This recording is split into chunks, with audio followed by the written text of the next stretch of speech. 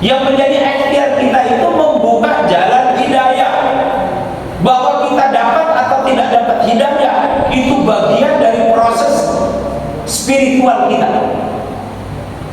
Bagaimana jalan hidayah itu kita peroleh? Dengan cara thalabul ilmi, seperti sekarang ini. Sehingga Nabi meletakkan thalabul ilmi itu pada posisi dan kedudukan yang sangat tinggi. Nah, satu, Nabi menyampaikan, man salaka tariqan yaltamisu fihi ilman sahalallahu bihi tariqan ilal jannah. Siapa orang yang ringan langkah kakinya menuju majelis taklim, dia sabar dari salam sampai salam, maka akan diringankan langkah kakinya untuk menuju surganya Allah Subhanahu wa taala. Surga di dunia dan surga nanti di akhirat. Dia dibuat oleh Allah baru dia di dunia. Karena dia senang ngaji. Lah yang repot itu suaminya senang ngaji, istrinya senang nonton sinetron. Coba kira-kira lain enggak itu di rumah?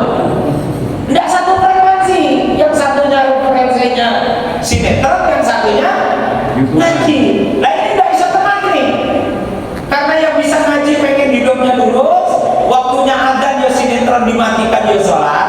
Tapi istrinya sepa, nanti wae sholatnya. Ini sinetronnya ya ini belum selesai. Nah ini misalnya kira-kira berantem tak suami istri karena frekuensinya berbeda. Maka kalau pengen dapat kebahagiaan yang sejati, ya suami ini ngaji, ya istri ini ngaji. Kalau sudah istrinya ngaji, suaminya ngaji, satu frekuensi, enak nyaman. Derap langkah keluarga itu bisa serupa. Jadi ngangkat yang satu, satunya lagi ngangkat, satunya nampak, satunya juga nampak. Serupa dia, karena suaminya ngaji, istrinya ngaji. Mudah-mudahan oleh Allah dijadikan keluarga yang sakinah mawaddah warahmah. Yang kedua, Rasulullah bersabda, ma qa'ada qaumun fi masjidin, ma qa'ada qaumun fi masjidin. Tidaklah suatu kaum duduk di masjid, yatluna kitab Allah, mereka membaca Al-Quran, wa yatadarasunahu, dan memahami makna tafsir dari Al-Quran, illa unzilat alaihi wassakinah, kecuali pasti Allah akan kirimkan kepadanya ketenangan batin. Ketenangan batin. Jadi kalau orang banyak ngaji itu diberikan ketenangan batin. Bentuk dari hidayah itu salah satunya ketenangan batin. Tapi orang yang menghabiskan waktunya di meja catur, di meja perjudian, di meja minum-minuman keras, hidupnya tiap hari mereka akan gelisah. Tapi berbeda dengan orang yang ngaji. Janjinya Allah, unzilat alaihi sakinah, akan diturunkan ke dalam jiwanya ketenangan. Wa ghasyiyatuhur rahmah, Allah akan kirimkan rahmat untuk menyelimuti seluruh tubuhnya. Sehingga kalau dia berjalan cari rezeki, didekatkan rezeki itu oleh Allah. Kalau dia berbicara untuk mendekatkan rezeki, dimudahkan orang paham dengan omongannya. Dan ketika dia mendengar untuk mendapatkan rezeki, maka yang dia dengar yang baik-baik, sehingga dia bekerja dengan penuh optimisme dan penuh dengan kesenangan. Karena telinganya mendukung, penglihatannya mendukung, lisannya mendukung, tangannya mendukung, kakinya mendukung, maka sumber-sumber kebaikan itu didekatkan oleh Allah. Kenapa? Karena dia senang ngaji. Ngaji itu punya banyak teman. Ngaji itu bisa mendengarkan yang baik-baik. Mendengar yang baik itu menjadi sinar kebaikan untuk hati. Kalau hatinya tersinari oleh kebaikan, hati nanti akan memancarkan sinar kebaikan kepada semua organ tubuh. Karena ala wa inna fil jasadi mudghah, idza saluhat saluhal jasadu kullu, wa idza fasadat fasadal jasadu kullu, ala wa hiya qalb. Ketahuilah di dalam hati itu ada segumpal darah yang apabila dia baik, baiklah seluruh organ tubuh. Tapi kalau dia jahat, jahatlah seluruh organ tubuh. Dan segumpal darah itu adalah hati. Bukan hati yang darah, tapi hati yang dia punya rosok.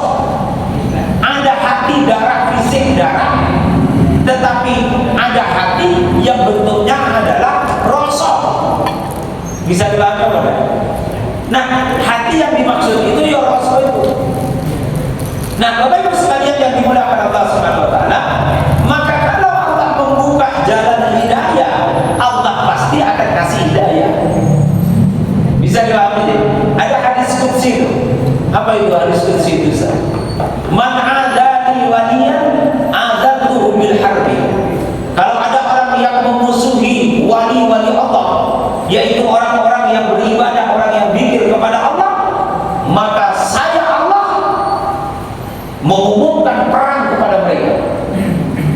Loh kenapa? Karena wali-wali Allah itu iqtaraba ilallahi bil wajibat waqtaraba bin nawafil. Karena wali-wali Allah itu mendekat kepada Allah dengan menghidupkan yang wajib-wajib dan mendekat kepada Allah dengan menghidupkan yang sunnah-sunnah. Kalau sudah seorang hamba mendekat kepada Allah dengan yang wajib-wajib dan mendekat kepada Allah dengan yang sunnah-sunnah, maka kata Allah, kuntu sam'ahul ladzi yasma'u biha, aku akan menjadi pendengarannya yang dengan pendengaran itu dia mendengar. Wa kuntu basarahul ladzi yabshiru biha, aku akan jadi penglihatannya yang dengan penglihatan itu dia melihat.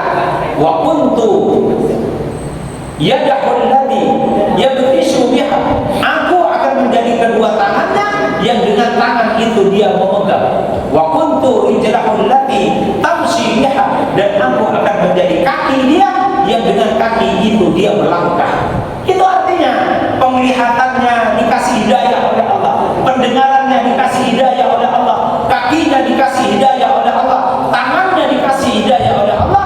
Kalau seluruh organ tubuhnya dikasih hidayah oleh Allah, padahal Allah itu Al-Ghani, Allah yang Maha Kaya. Kita cari rezeki, padahal Allah itu adalah Ar-Razzaq, maka tentu sudah barang tentu didekatkan pada sumber-sumber rezeki. Kalau kita dengan organ tubuh kita cari jodoh, Allah akan pertemukan dengan jodohnya yang salihah atau yang saleh. Kalau kita dengan organ tubuh kita ini mendidik murid-murid kita, maka dijadikan murid-murid kita menjadi murid-murid yang saleh dan salehah. Loh, karena penglihatannya sudah dipandu dengan hidayah Allah, lisannya dipandu dengan hidayah Allah, telinganya dipandu dengan hidayah Allah, tangan dan kakinya dipandu dengan hidayah Allah. Kemana saja dia buka usaha sukses, di mana saja dia jualan sukses, dengan orang dia pasti akrab.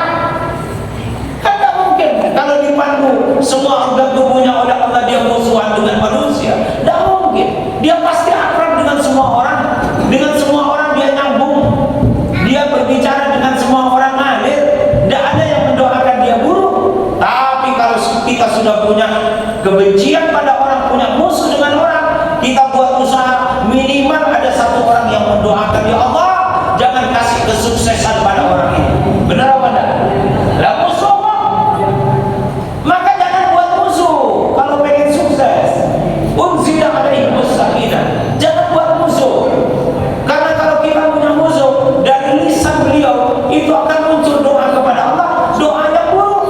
Lah kalau dia dalam keadaan terdolimi, doanya akan langsung naik ke langit ketujuh.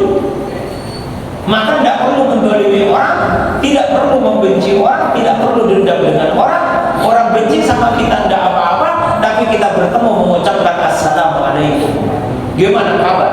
Maafkan saya kalau saya ada salah. Apalagi dekat dengan bulan Ramadan.